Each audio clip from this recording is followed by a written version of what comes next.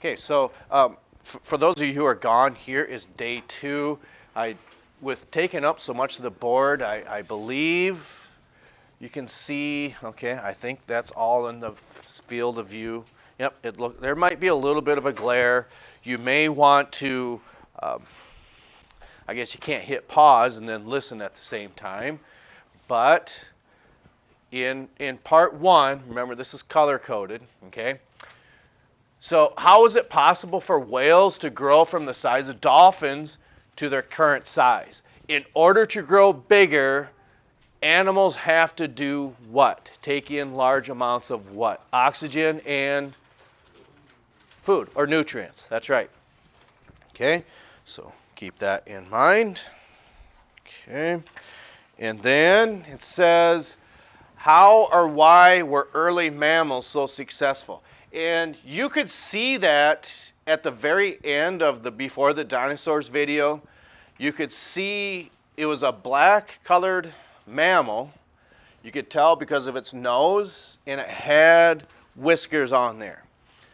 What did you interpret the size of that mammal at the very end of that video? Quite small. Why do you suppose mammals were not very big when they first appeared in the geographical record? Is that how you'd say that? Not the geometric record, I know that. But I think the geographical record. Why were mammals not very big?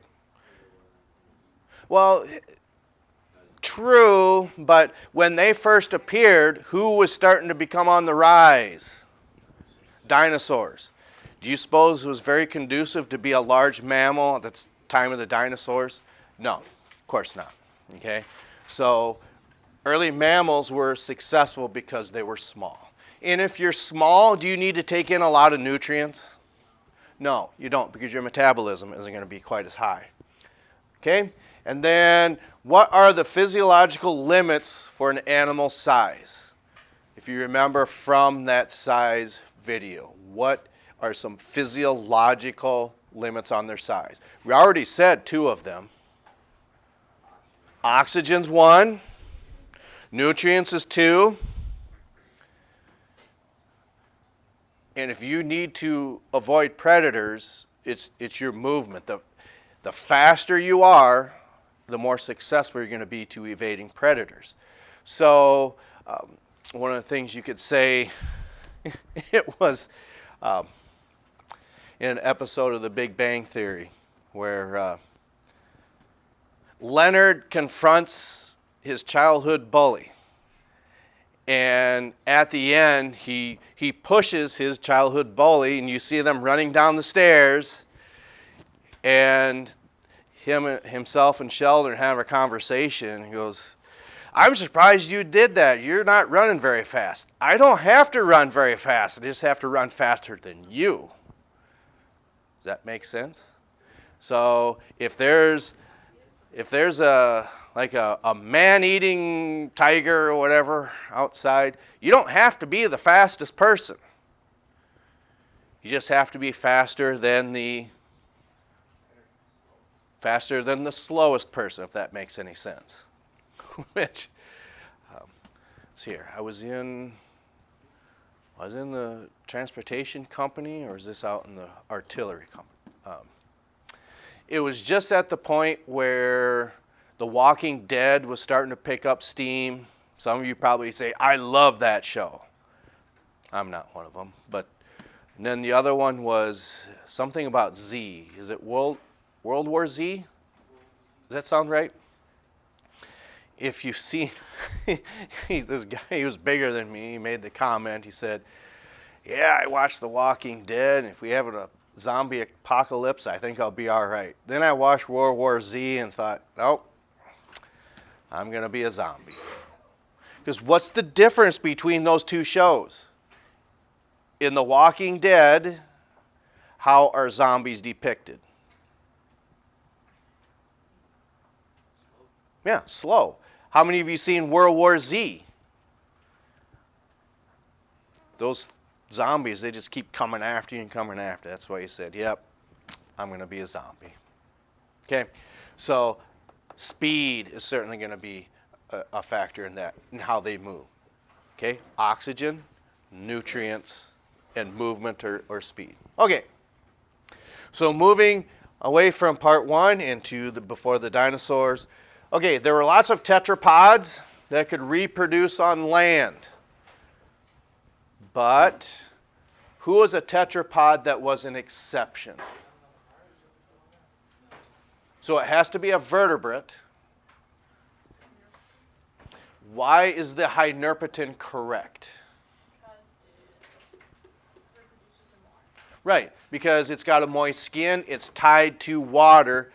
It was the predecessor after the Hynerpeton that was the first animal to fully reproduce on land. Do you possibly remember which one that was? Who came after the Hynerpeton? Why are you right? Because the Petrolacosaurus was the first what? First true reptile, because reptiles reproduce on land. So how did their eggs change for reptiles? They started to develop what?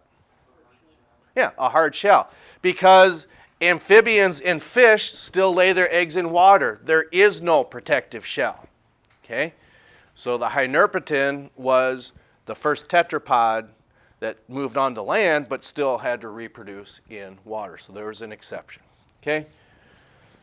So besides, and these are abbreviated, and that's for your convenience too. I think you can make out what these two words are. Okay? Besides being classified as sailbacks, even if we didn't go any further, who were the sailbacks?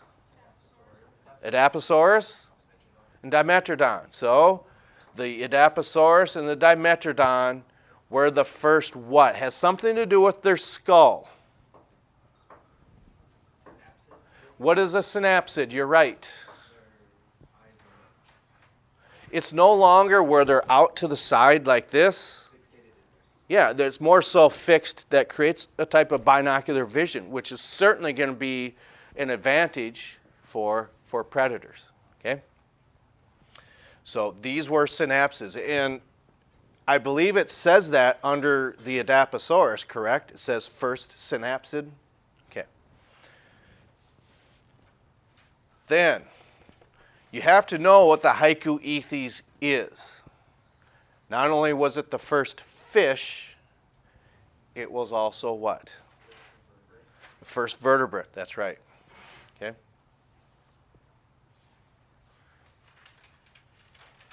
So how big was that and we've said this multiple times. How big was that Hycoethes?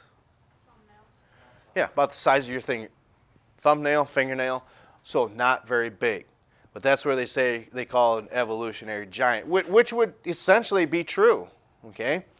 Just on account of that's how many vertebrates can trace their roots all the way back to that Hycoethes. Okay.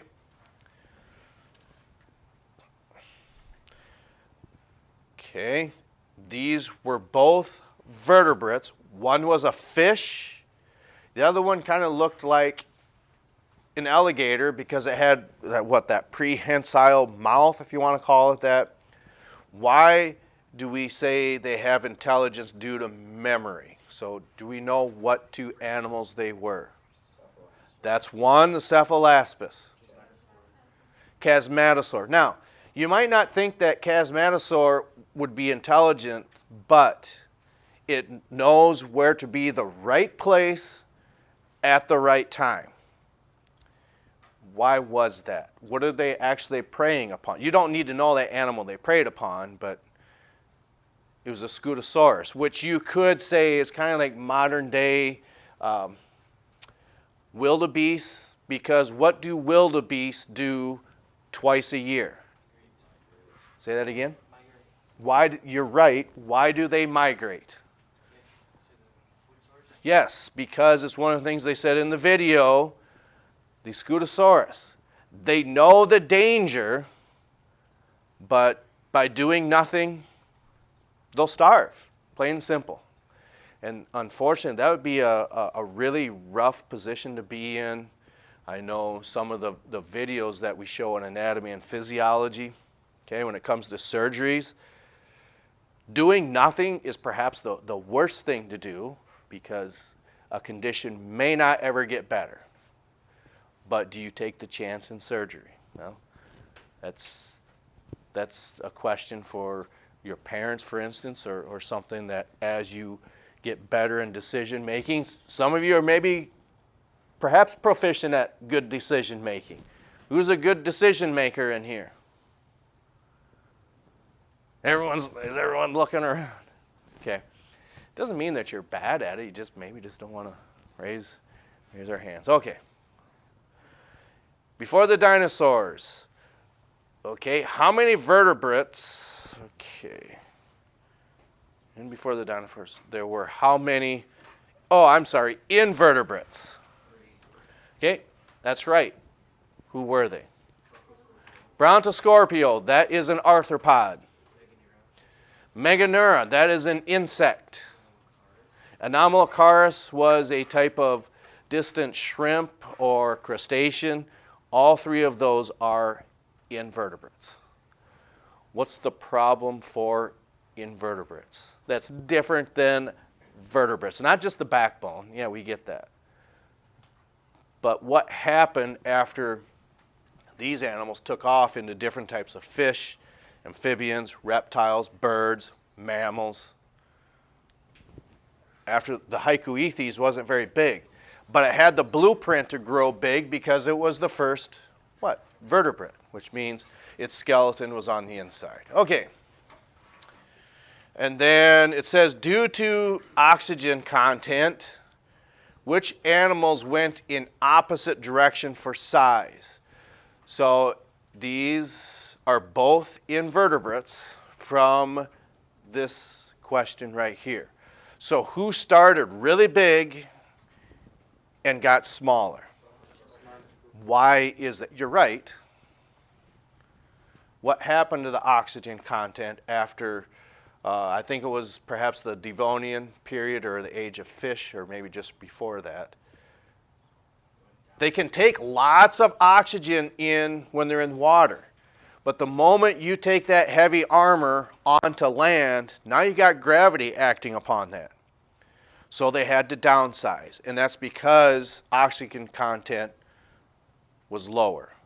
Then you had the Carboniferous period, where you have all these plants just pushing out huge amounts of oxygen. Now, when you see modern insects now, they appear very big. No, but back in the Carboniferous period, what was the oxygen content like compared to today? You don't have to give me a number. Was it higher or lower? It was much higher. So you had more oxygen available. That's why insects could grow so large. Okay? Any questions on these so far? Okay, last two. Who was the precursor to the dinosaurs? This was the very last animal before the dinosaurs. What was significant about the Euparkeria? Right, because when we look at some of the largest carnivores that ever walked on land, of course, I'm back there with them. Yeah. In case someone tunes in, I'm back with the rest of the dinosaurs because my picture's up there. So who are some of them large dinosaurs? Of course, Tyrannosaurus rex, and then what's that? Abdominus rex? Is that really what's? Okay, we'll go with Abdominus rex. Okay. All right. I think you're one of those taller dinosaurs too. Yeah. Yeah. Okay. Yeah. Intimidating, isn't it? See, you dropped your phone. You just made you twitch. Okay. Then finally, who was the first aquatic vertebrate super predators? Because we talk about two of them. Anomalocaris was a super predator, but it was not a vertebrate. It was an invertebrate. So you got to think of something that was very large, that was a vertebrate that lives in water. The Hynerium. That's right. Okay. Why not the cephalaspis? That lived in water. It wasn't very big.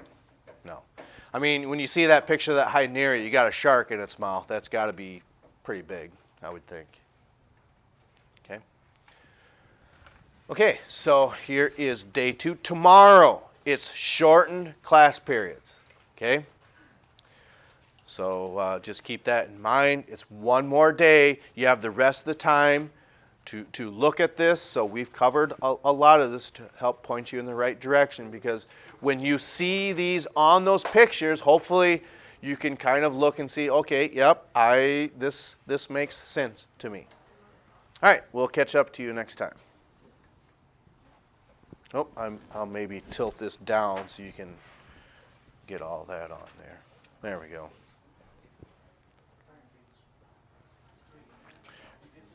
All right, you may have to hit pause, but then, here we go. We're signing off. We'll catch up to you next time.